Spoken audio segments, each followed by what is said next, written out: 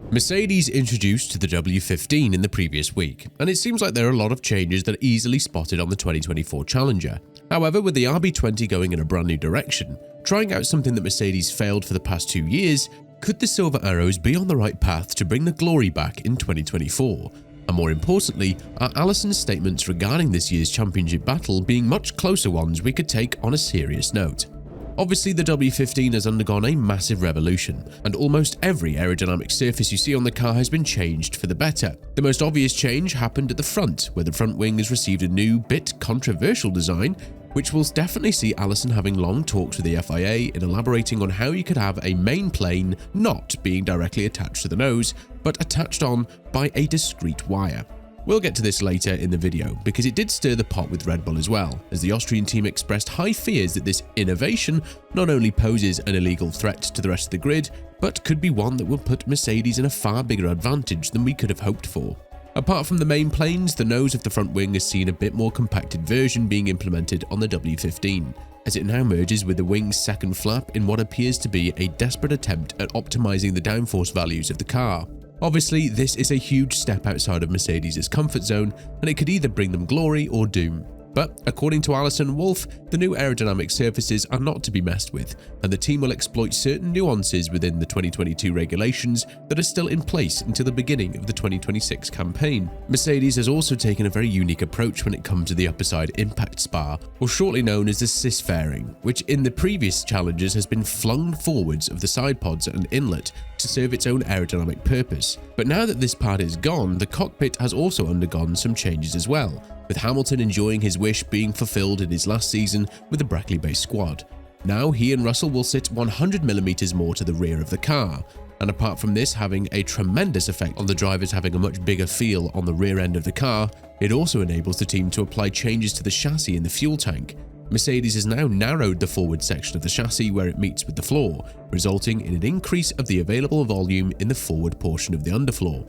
What this prompted the team to do was choose a very ambitious sidepod design, more traditional if you prefer it that way, something that has been tested and proven to work on the rest of the grid in the past couple of years, which is the P-shaped inlet. The new sidepod design now reaches forward in the lowermost section, while still providing ample room in the undercut section for air to be able to move through the rear of the car, as it has been extended rearwards to reach the downsloping section at the rear of the bodywork. Not everything has changed from 2023. The floor's edge, as well as the edge wing, parts that have been used in the closing stages of 2023 are going to remain for the W15. But it's very likely that Mercedes will try to implement upgrades on them and not keep them in the same authentic form they were in the previous year. Just like Red Bull, the team will very likely implement a lot of changes to the car, and it would be the funniest thing if we saw them return to the zero pod design from Japan onwards, following the path of Red Bull, who are very likely to implement their own version of what has been dubbed a failure from the Mercedes side in the past couple of years. But let's leave that to the experts to fix, and let's continue with all of the old new characteristics of the car. Mercedes also invested a lot of trust in the downsloping side pod bodywork, and apart from it being wide in the upper half, it now retains the gentle water slide that the team introduced with the B-spec version of the W14. Again, this is a part of the car that could undergo changes in the first half of the season, as the launch spec car is just the car with which Mercedes will hit the tracks in Bahrain. It's definitely not the one that we're going to keep for a longer period of time, unless they find some massive performance all of a sudden with it. Most importantly, Mercedes has adopted Red Bull's philosophy of having a push rod rear suspension, something we could have already guessed from their customer teams like Aston Martin and Williams, because this is a part that they have been purchasing from the Silver Arrows, and they have presented their cars much earlier to the media. All in all, it's a total overhaul of the mechanical and aerodynamic packaging at the rear of the car, and while the team definitely had to do some trade-offs, it's all in the name of finding any gains that can be made aerodynamically, as the team hopes they will shut down any small mechanical inefficiencies. If the team manages to do so, then it's very likely that they will find more scope within the allowable volume boxes to implement a better design on the underfloor, diffuser and upper floor surfaces.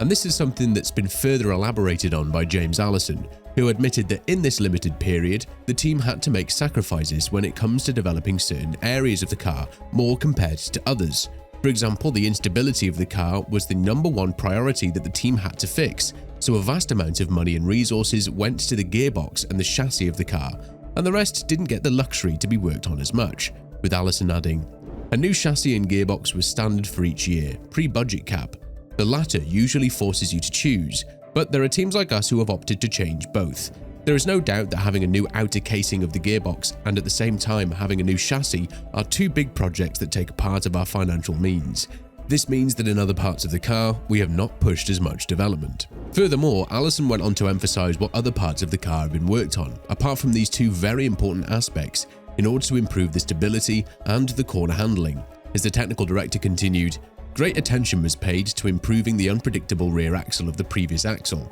We have worked on this to try and create a car that is easier for the drivers. At the start of a corner, when you're hard on the brakes and cornering, the rear end needs to be solid. And then, as you approach the apex, the car should feel progressively more agile and eager to turn. We tried to do this in the new car. But let's get back to what seems to have bugged everybody's minds in the past couple of days, and that is the front wing of the W15. Mercedes has introduced a very cheeky front wing that includes a fourth main plane that's not directly attached to the nose, but it uses a wire that connects the top flap to the nose, an innovation that the rest of the grid feels like kind of a loophole to reintroduce the benefits of a wide 250 vortex.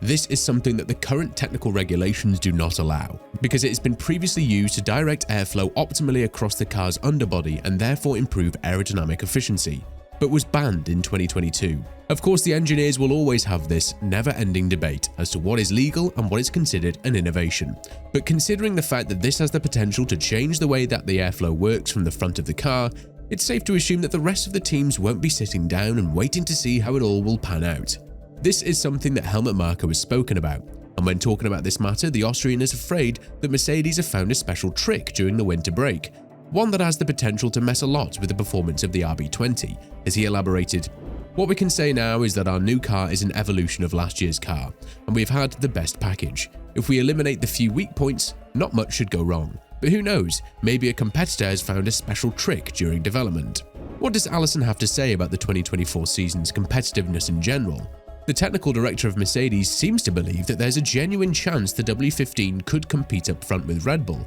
and the rest of the grid if we are to look at certain data points. As he added, "If you look at last year, you see from the start of the season to the end of the season, although Red Bull's dominance was near complete and they didn't look vulnerable even to the last race of the year, this is a grid that is gradually compressing. All of the cars in Q1 were sort of squashed down within 1 second of each other. And that's not a coincidence. It's a trend that has happened from 2020, continued in 2023, and I think will continue to show itself in 2024, because the gains are getting more and more asymptotic. Therefore, in addition to us, I hope having worked well with designing and developing the new Mercedes, my guess is it's going to be relatively busier near the top of the grid this time around than last.